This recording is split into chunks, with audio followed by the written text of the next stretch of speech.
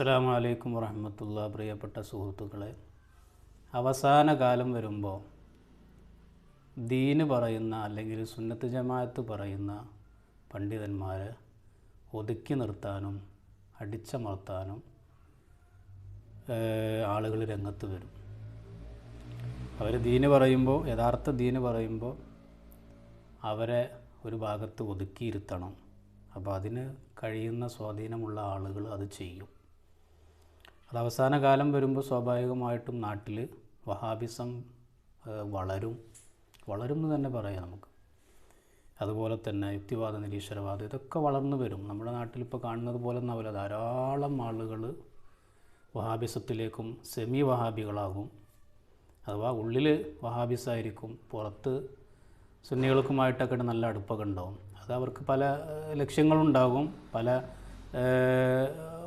വേറെ പല ലക്ഷ്യങ്ങളും അവർക്കുണ്ടാകും. അപ്പോൾ അതുകൊണ്ട് തന്നെ പുറത്തവർ നല്ല സുന്നികളായിരിക്കും, പക്ഷേ അകത്ത് വഹാബിസം ഉണ്ടാവും. ഇങ്ങനെ ധാരാളം ആളുകളുണ്ടാവും.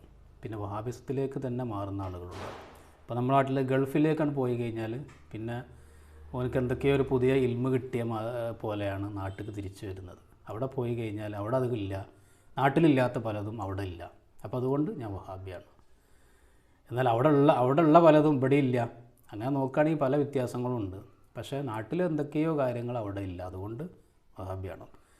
ഖുറാനിൽ എവിടെയും പറഞ്ഞിട്ടില്ല നിങ്ങൾ ഗൾഫിലേക്ക് നോക്കിയിട്ട് ദീന് പഠിക്കുന്നു.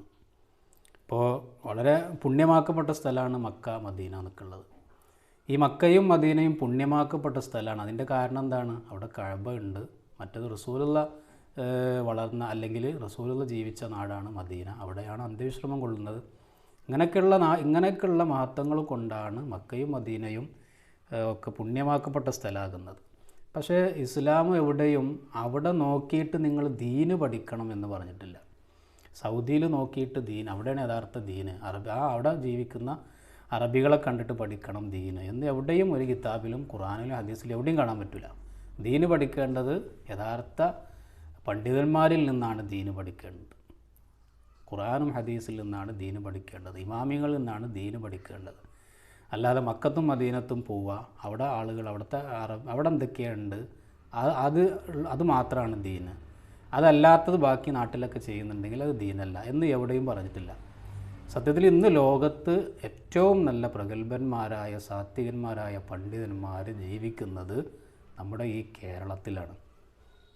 അത് നമുക്കൊരു പക്ഷേ നമ്മുടെ നാട്ടിലുള്ള പണ്ഡിതന്മാരൊക്കെ നമുക്ക് പുല്ല് വിലയായിരിക്കും.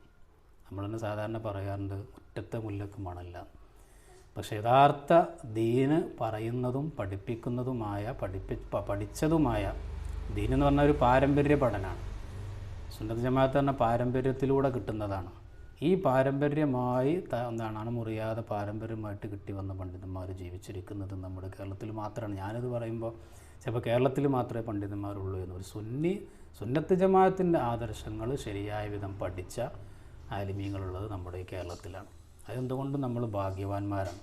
ആ ഒരു തിരിച്ചറിവ് നമുക്കുണ്ടാക്കണം. അല്ലാതെ ഗൾഫിലേക്കോ അല്ലെങ്കിൽ വിദേശ രാജ്യങ്ങളിലേക്കൊക്കെ പോയിട്ട് അവിടെയുള്ള ആളുകൾ ചിലപ്പോൾ വലിയ ഇതൊക്കെ ഉണ്ടാകും, തലീകെട്ടും വലിയ താടിയും ഒക്കെ ഉണ്ടായിരിക്കാം. പക്ഷേ പല കാര്യങ്ങളിലും ഇവരും വഹാബികളുമായിട്ട് ചേർച്ചുണ്ടാവും. അപ്പോൾ ഒരിക്കലും ദീന് പഠിക്കേണ്ടത് വിദേശ നാടുകൾ നോക്കിയിട്ടല്ല, അല്ലെങ്കിൽ മക്കയും മദീനയിൽ നോക്കിയിട്ട് ദീന് പഠിക്കാൻ പാടില്ല. അവിടെ നമുക്ക് പോകാം. നമുക്കിപ്പോൾ ഹജ്ജും ഉംറക്കൊക്കെ നമ്മൾ അങ്ങോട്ട് പോകുന്നുണ്ട്. അതുപോലെ തന്നെ റസൂലുള്ളാഹിൻ്റെ ഖബർ ഷരീഫിലേക്ക് നമ്മൾ അങ്ങോട്ട് പോകുന്നുണ്ട്. അതൊഴിച്ച് നമ്മൾ ആ സ്ഥലങ്ങൾ നമ്മൾ ബർക്കത്തുള്ള സ്ഥലമാണ്, അതൊരു മഹത്വമുള്ള സ്ഥലമാണ് എന്ന് നമുക്ക് ആ ഒരു മഹത്വം നമ്മൾ വെച്ച് കൊടുക്കുക എന്നുള്ളത്. അവിടെ നോക്കിയിട്ട് ദീന് പഠിക്കാൻ, അവിടെ താമസിക്കുന്ന ആളുകളെ നോക്കിയിട്ട് ദീന് പഠിക്കേണ്ട കാര്യമില്ല.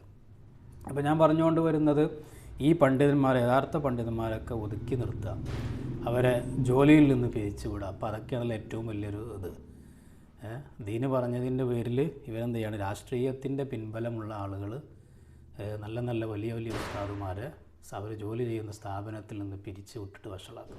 എന്നിട്ട് പതുക്കെ എന്ത് ചെയ്യുന്നുണ്ട്? ഈ പിരിച്ചു വിട്ട സ്ഥാനത്തേക്ക് ഈ പതിയെ വഹാബിസമൊക്കെ ഒരു പറയുന്ന ആളുകളെ, അല്ലെങ്കിൽ ഉള്ളിൽ കുറച്ചൊക്കെ വഹാബികളുമായിട്ട് അടുത്തിടപഴകുന്ന ആളുകളെ പതുക്കെ ഇത്തരം സ്ഥാപനങ്ങളിലേക്ക് ഇവർ റിക്രൂട്ട്മെൻറ്റ് ചെയ്യും. ഈ ഒഴിവാക്കിയ സ്ഥാനത്തേക്ക്. ഇതാണ് ഒരു വഹാബികൾ നമ്മുടെ നാട്ടിലുള്ള പള്ളി മദ്രസൊക്കെ പിടിച്ചടക്കുന്നുണ്ട് എന്നൊക്കെ പലരും പറയുമ്പോൾ നമ്മൾ വിചാരിക്കും അങ്ങനെ ഒന്നും ഇല്ലാതെ. പക്ഷേ ഉണ്ട്.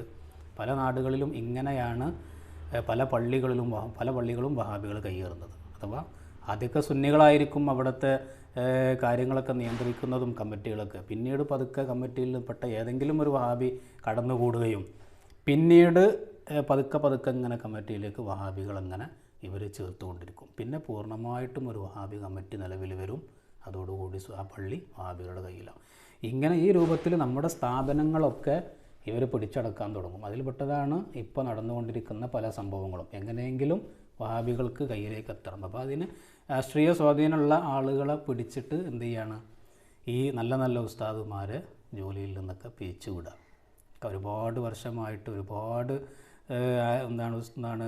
ആളുകളെ അല്ലെങ്കിൽ ഉസ്താദുമാർക്ക് ദീന് പഠിപ്പിച്ചു കൊടുത്ത ഉസ്താദുമാരൊക്കെ യാതൊരു കാരണവുമില്ലാതെ ദീന് പറഞ്ഞതിൻ്റെ പേരിൽ എന്ത് ചെയ്യാണ്, അവരെ പിരിച്ചു വിടണം. പിന്നെ ഇവരെന്തിനാ അവർ ചെയ്യുന്നത്? ഈ ഉസ്താദുമാരെന്തിനാ ദീന് പറയാൻ തന്നെയല്ലേ. ഇവർ ദീന് പറഞ്ഞിട്ടില്ലെങ്കിൽ പിന്നെ ആരവിടെ ദീന് പറയുള്ളത്? അപ്പോൾ അത് പാടില്ല. വഹാബികൾക്കെതിരെ ഒന്നും ഉണ്ടാകാൻ പാടില്ല. ഇവരെന്താണ്, ഒരു സർക്കുലർ കൊടുക്കും, എന്തെല്ലാം കാര്യങ്ങൾ പറയാം ഇതെല്ലാം പറയാൻ പാടില്ല.